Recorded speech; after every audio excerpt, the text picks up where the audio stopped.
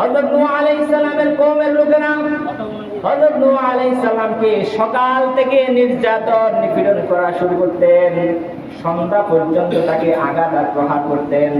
সন্ধ্যা হলে মনে করতেন নূহ মারা গেছে, দুনিয়ার জমিনের সাথে মিশে গেছে, সুতরাং আর ফিরে লাভ নাই। রাত্রিবেলা প্রত্যেকে ঘরে চলে যেত। পরের দিন সকালে এসে দেখে নূহ আলাইহিস সালাম আবার জীবিত, তারা আবার নির্যাতন করত। এভাবে নির্যাতন করতে করতে এক পর্যায়ে হযরত নূহ আলাইহিস সালাম তার কওমের জন্য বদদুয়া করেছিলেন। কি করেছেন? বদদুয়া করেছেন। এই বদদুয়ার ফলস্বরূপ আল্লাহ পাক রব্বুল আলামিন মহাপ্লাবন দিয়ে নূহ আলাইহিস সালামের কওমের লোকদেরকে জমিনের সাথে মিশিয়ে দিয়েছেন। আল্লাহ তাআলা হযরত নূহ আলাইহিস সালামকে হুকুম দিলেন, হে নূহ, তুমি একটি কিস্তি বানাও, একটা নৌকা বানাও। সেই নৌকার মধ্যে তুমি সহ তোমার অধীনস্থ যারা আছে, তোমার কওম, তো যারা তোমার উপরে ঈমান এনেছে, তারা এই নৌকার মধ্যে আরোহণ করবে।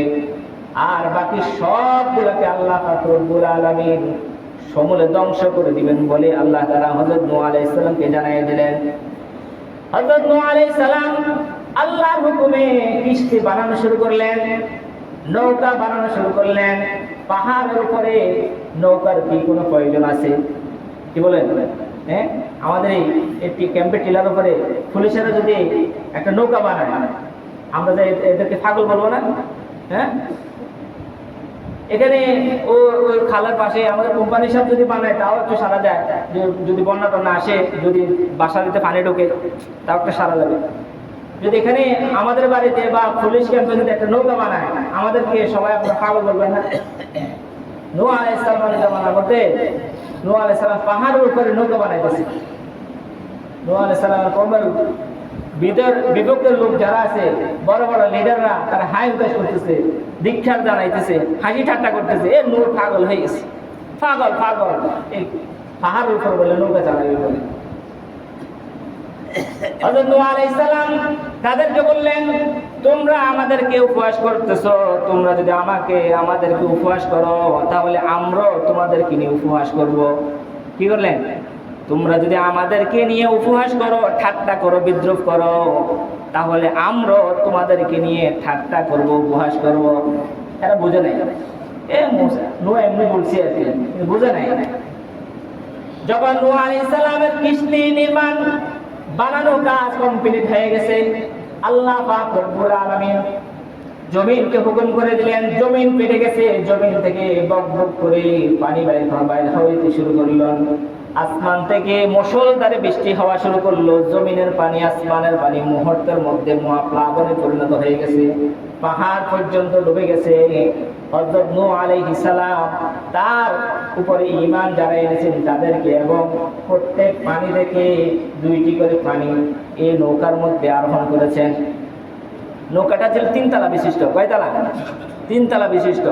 উপরের তলায় ছিল নারী, 3 নম্বর তলায় ছিল নারী, 2য় তলায় ছিল পুরুষ, আর একেবারে প্রথম তলায় ছিল প্রত্যেক প্রাণী থেকে 2টি করে পানি। মানে ভাগ, পুরুষ মহিলা, গরু পুরুষ মহিলা, মোরগ পুরুষ মহিলা, যাতে বংশ বিস্তার ঠিক থাকে। সব যদি ধ্বংস হয়ে যায় তো বংশ বিস্তার তো শেষ। সকল সৃষ্টি থেকে 2টি করে, কীট পতঙ্গ থেকে সকল জাতি, সকল সৃষ্টি এই প্রথম তারা। আল্লাহ তাআলা হিংস্র প্রাণীর হিংসাত্বকে দূর করে দিয়েছেন। সকলে একাকার হয়ে মিলেমিশে কিস্তির মধ্যে বসে আছে। নূহ আলাইহিস সালাম বলছে, তোমরা আমাদেরকে নিয়ে ঠাট্টা করো, উপহাস করো, আমরাও কিন্তু তোমাদেরকে নিয়ে ঠাট্টা করবো, উপহাস করবো। যেভাবে এভাবে যখন হাসি ঠাট্টা করতেছে, হঠাৎ করে নূহ আলাইহিস সালাম জামানার মধ্যে তাদের মধ্যে কুষ্ঠ রোগে দেখা দিয়েছে। এমন রোগে আক্রান্ত হয়েছে, সবার শরীর পচে একেবারে ক্ষতবিক্ষত হয়ে গেছে।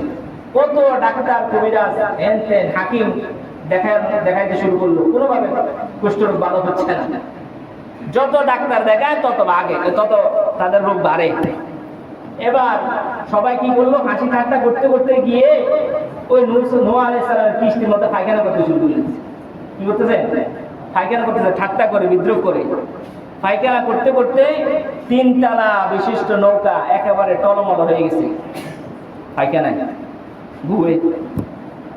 এবার কি করলেন, হঠাৎ করে একজন যখন এখানে বাথরুম করতে গেছে, এ পা পিছলে কি হচ্ছে, গুয়ের মধ্যে পড়ে গেছে। হাবুডুবু খেয়ে কতক্ষণ পরে সেখান থেকে উঠছে, গোসল করে বাড়িতে গেছে, সে কুষ্ঠরোগ ভালো হয়ে গেছে। কি হয়েছে? কুষ্ঠরোগ ভালো হয়ে গেছে। কি ব্যাপার, তুমি কোন ডাক্তারের কাছে গেলাম, কিভাবে তোমার এই রোগ ভালো হইলো? বলে যে আমি তো নৌকাতে গিয়ে পড়ে গেছিলাম, সেখান থেকে ওঠার পর থেকে আমি ভালো হয়ে গেছি। ওই ময়লা এগুলোই আমার রোগ মুক্তির কারণ।